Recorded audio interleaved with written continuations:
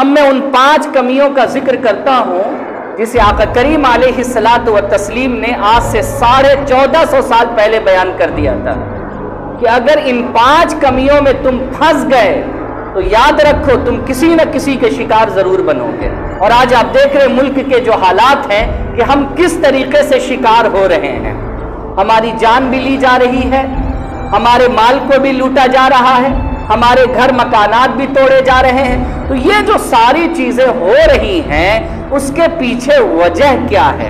اس وجہ کو ہم جب تک ختم نہیں کریں گے، خدا کی قسم آپ کو اللہ کے اس عذاب سے کوئی نہیں بچا سکتا ہے، جب تک کہ آپ خود کو نہیں بدلتے، جب تک کہ آپ خود اس وجہ کو اپنے اندر سے نکال کر باہر نہیں پھینکتے۔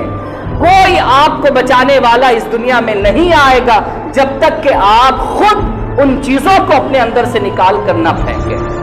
اب وہ کیا چیزیں ہیں؟ سب سے پہلی بات سنیے، سنن ابن ماجہ کتاب الفتن حدیث نمبر 4019، یہ حدیث میں آپ کے سامنے پڑھ رہا ہوں۔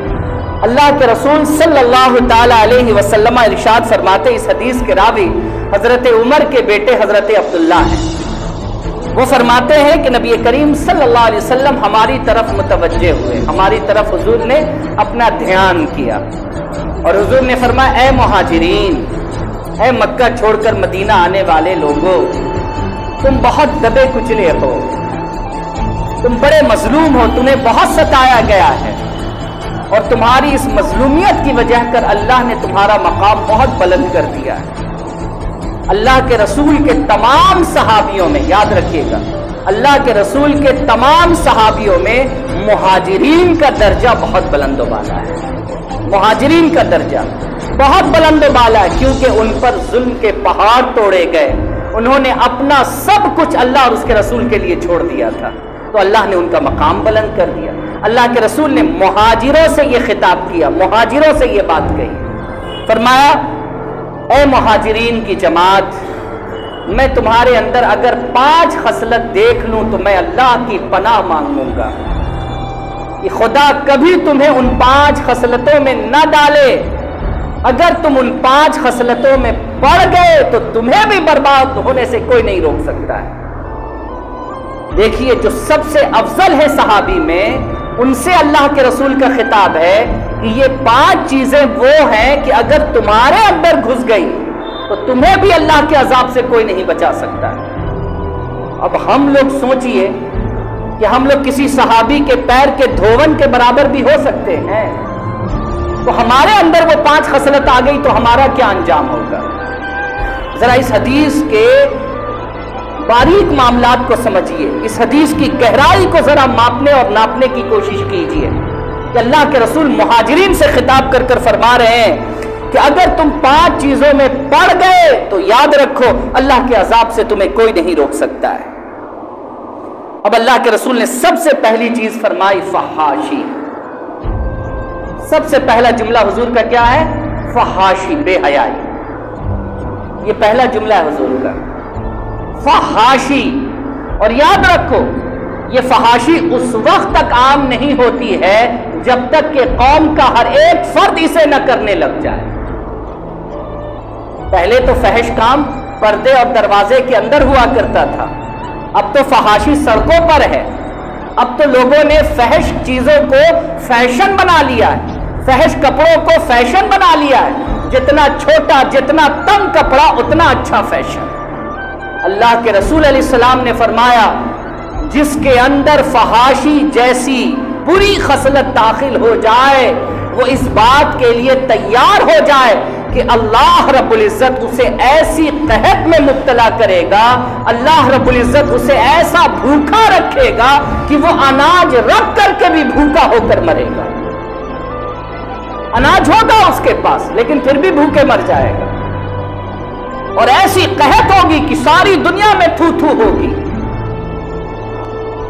اس کے بعد نبی کریم صلی اللہ علیہ وسلم فرماتے ہیں کہ جب تم اپنے کاروبار میں خرابیاں پیدا کرنے لگو، ناپ تول میں کمی، اللہ کے رسول علیہ السلام نے فرمایا ناپ تول میں کمی۔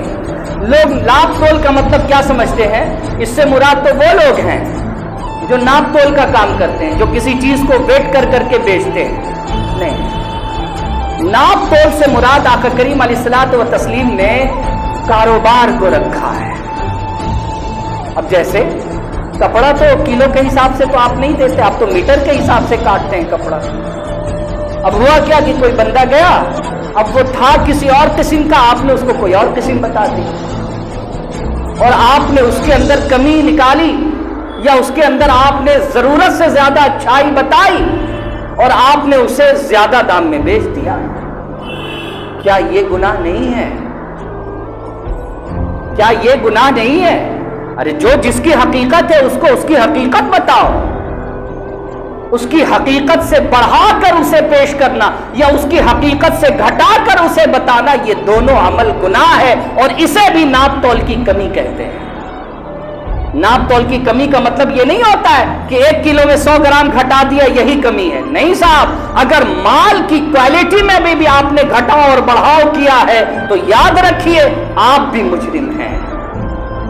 और इस जुर्म के नतीजे में आका करीम अलैहिस्सलातु व तस्लीम इरशाद फरमाते हैं कि इस जुर्म के नतीजे में जो अल्लाह रब्बुल इज्जत की तरफ से तुम्हारे ऊपर जो अल्लाह का अजाब उतरेगा वो ये उतरेगा कि तुम्हारे सरों पर जालिम बादशाह मुसल्लत किया जाए।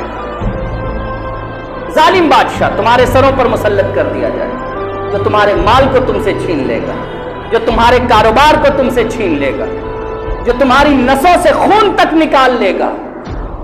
आज क्या हालात हैं आप जरा बता दीजिए। फिर आका करीम अलैहिस्सलातु व तस्लीम फरमाते हैं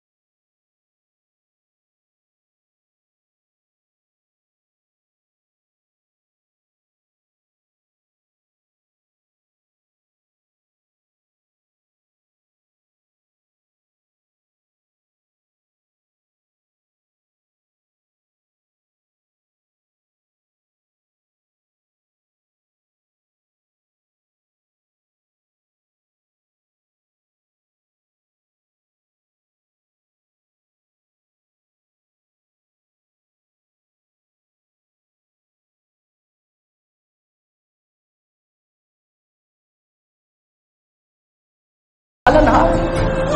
फिर अल्लाह ने पूछा जब मैं तुम्हारा पालनहार हूं तो मेरी ही बंदगी करोगे ना, किसी और चीज पर तो तुम्हारा भरोसा नहीं होगा ना, मेरे ही जात पर होगा ना।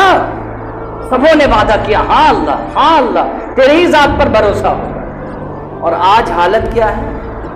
आज हालत ये है, अगर तबीयत खराब हो रही है तो 2 मीटर के तागे में एक तावीज लटका लिया, नमाज से कोई मतलब नहीं।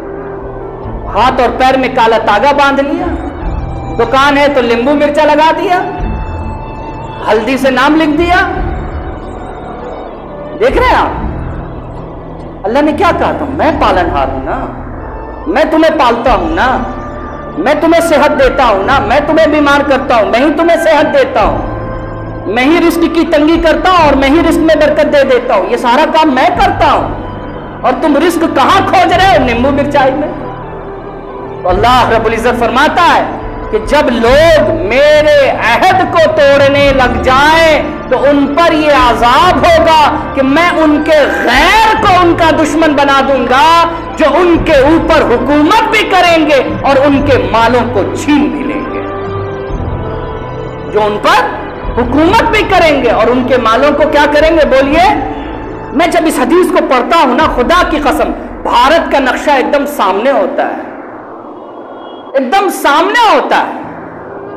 یہ ہمارے غیر ہیں، غیر آج ہمارے حاکم ہیں، ہمارے مکان توڑ دیے جاتے ہیں، کوئی ایف آئی آر نہیں، ہماری دکانیں توڑ دی گئی، کوئی ایف آئی آر نہیں، ہمارے مال لوٹ لیے گئے، کوئی ایف آئی آر نہیں، ہماری بچیوں کی عصمت لوٹ لی گئی، کوئی ایف آئی آر نہیں۔ اب ہم کہتے ہیں ہم تو مظلوم ہیں۔ ارے بھائی ایک بار جھانک کر کے دیکھو، کہیں تمہارے اندر یہ گناہ تو نہیں شامل ہو گیا کہ اللہ سے تم نے وعدہ کچھ اور کیا تھا اور تم کر کچھ اور رہے ہو؟ وعدہ اللہ سے یہ تھا کہ ہم ہر حال میں تیری بندگی کریں گے، اور تم کہیں اور جا رہے ہو، کسی اور طرف جا رہے ہو۔ اگر ایسا ہے تو تم اپنے انجام کے لیے تیار ہو جاؤ، تمہارا انجام وہی ہوگا جو تم سے پہلے لوگوں کے ساتھ اللہ رب العزت نے کر دیا ہے۔ اس کے بعد نبی کریم صلی اللہ علیہ وسلم پانچویں بات جو بیان فرماتے ہیں، پانچویں بات آقا کریم علیہ الصلوۃ والتسلیم نے فرمائی، وہ یہ ہے کہ تمہارا جو حاکم ہوگا، تمہارا جو سرپرست ہوگا، اگر وہ تمہارے درمیان انصاف نہیں کرے، اگر وہ تمہارے درمیان انصاف نہیں کرے، تمہارا سرپرست جو ہو وہ تمہارے درمیان جب انصاف نہیں کرے گا، تو یاد رکھنا اس پر اللہ کا یہ عذاب آئے گا کہ تم آپس میں لڑو گے۔